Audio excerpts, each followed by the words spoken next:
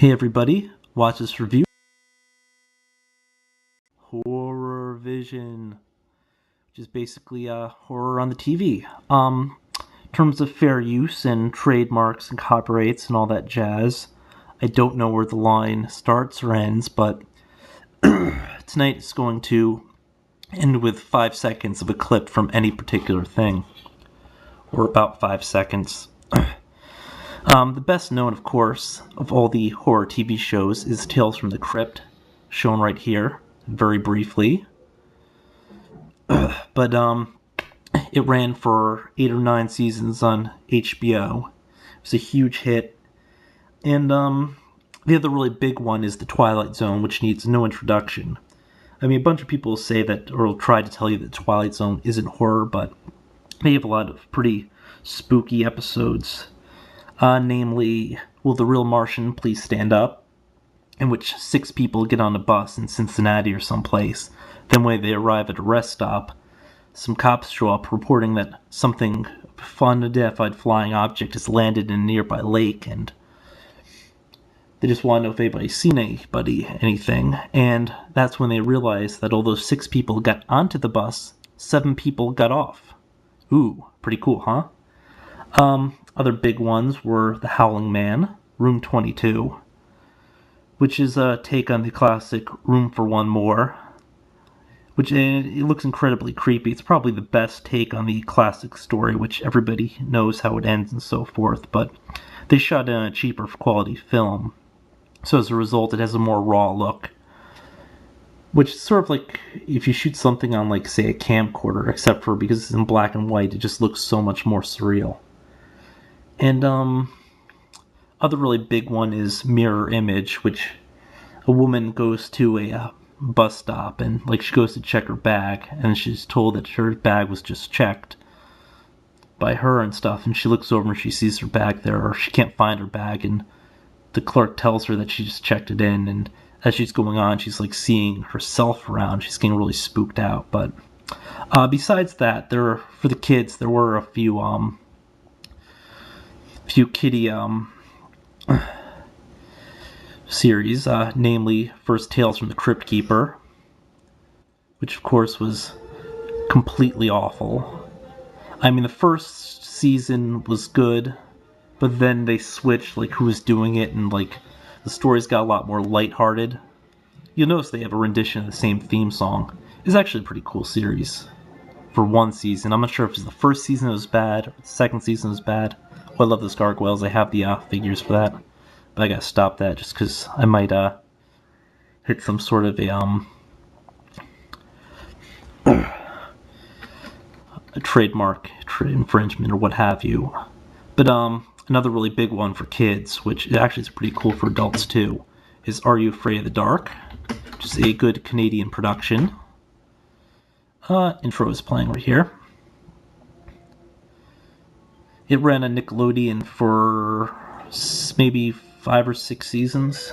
They had a time skip where the one cast of kids grew up and they brought in their whole cast of kids, in addition to it not being shown on the station for a while. Incredible show. They have it on DVD now for a lot of the episodes, if you can find them. Although the quality sort of falls once they brought in the second set of kids, but that sort of stuff happened. The other big kiddie horror show was, of course, Goosebumps, which was kind of on par with the books at times, but kind of crappy other times. There were also a bunch of other sort of cool ones that ran briefly. There was one show which involved just a spooky academy, which was also adapted from a book series. I can't remember what the name of the series was, but I think they went to Edgar Allan Poe school, so I'll just type that in and just see if I can get a hits for that. No, can't get that. I'll toss it in later, but it was an okay show. It was really campy and so forth. And then there was that earlier one, I think it was Gravedale High. But I'm just gonna skip over the rest of the kids ones. I'll toss some annotations in or something later on. Adult stuff, there are several great ones with some continuity. prior to the X-Files, which covered some really horror stuff with mutants and monsters and so forth, but also had a lot of aliens and supernatural and conspiracies, such as Kolchak the Night Stalker. Great old show, kind of campy. It involves a journalist who follows up all these spooky stories involving werewolves, vampires, and so forth, and killer androids. And people who could turn into a demon dog. Don't ask. I won't tell. Oh yeah, plus a kick-ass episode with Venus or some Greek goddess, which was hilarious with killer mannequins or something. But greatest show for adults, bar none, in my opinion, my very humble opinion, was Monsters, which followed up Tales from the Dark Side. It had a major syndication at one point. It also had one of the coolest intros. Let's just pop that in there, see if we can't find that. Shoot. It's currently playing on either Fear or FearNet or Chillervision or one of those premium stations. Let me just pause it for a second. By the way, while I'm talking about Monsters, there are two other really excellent kids shows I might want to give a nod to. One was Real Monsters, which although was more on the childish side, was still pretty good for some laughs. I enjoyed that a lot. I still have some of the old figures and stuffed animals. And Courage the Cowardly Dog, which came out relatively recently, ran for about 3 or 4 seasons, which is great for people of all ages. It dealt with the various stock characters from horror. Like it'd have an episode with a creature from the Black Lagoon, and an episode with like a were creature, and just all sorts of kick-ass spookiness. Which is a great show to watch with your kids if you have kids, or if you plan to have kids. Just a side note, but here's the Monsters theme music. It was a great show. I thought, like, the thing I really hated about Tales from the Crypt was, like, everything was so formulaic. Like, almost every episode somebody would die and then come back for revenge. This was about, each episode focused on a monster, and they had a great amount of variety. It didn't go from the revenge and the people coming back from the dead, or people thought to be dead. Instead it had, monster and just some crazy random story, including ones by Stephen King during the last season where like this finger just pops out of somebody's drain, and then they're all like, what the hell is this finger doing from this drain? And then he ends up like fighting it, and then it's just a completely crazy episode because it just came out of like nowhere. It just highlights the completely random stuff that can happen to somebody. Before that came Tales from the Dark Side, as mentioned. It wasn't as good. It ran for about 4 or 5 seasons. I kind of liked it, but I mean, the episode quality wasn't there even by production values.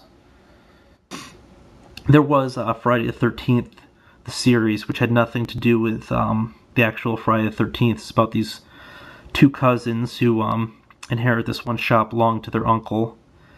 And although there's some sort of weird chemistry going on between the 2 cousins, I mean, they're cousins. I mean, sure, they probably didn't know too much about each other, 'cause supposedly, like, they sort of met at the place, but it's still kind of kooky. But they have to collect all these cursed relics and bring them back, because their uncle had to deal with Satan at one point. There was Freddy's Diner or Freddy's Nightmares, which Freddy Krueger did a sort of variety show or TV anthology like the Twilight Zone Monsters. Except for he would show up and he would do his little telltale thing instead of, like, say, the Crypt Keeper. It was a so-so show. There's also the Night Gallery, which was pretty kick-ass. It'd have a painting, and then it would go into the story behind the painting, which they kind of spoofed in the Treehouse of Horrors, where Bart meets the Gremlin, where they're walking through the gallery and there's dogs playing poker, and he just discusses it, and then it just mentions it's no relevance, but then it goes to the Gremlin story. Really great old show. By the way, this douche who put up this theme is actually selling bootlegs of the series, it looks like.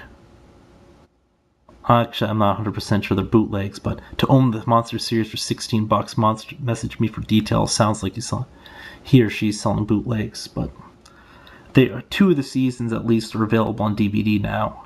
Pretty cheap too. I'm gonna have to quickly break and do a second video.